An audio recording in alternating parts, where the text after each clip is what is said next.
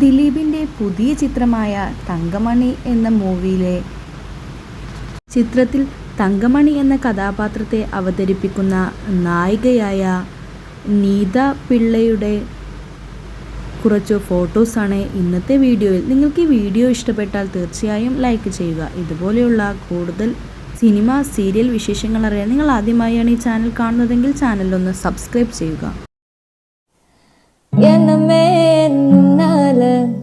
உள்ள பூந்தது தன்னால கண்ணமே என் கண்ணால வெந்து சேவந்து புண்ணாக ஏதோ நானும் வளர கொஞ்சம் காதல் வளர உள்ள வெக்கம் வளர அவ வந்தா தேடியே தன்னை நேர நிக்குது மோக சொக்குது வார்த்தை தெக்குதம்மா நெஞ்ச பூட்டி வச்சத வந்தொடச்சிட்டம்மா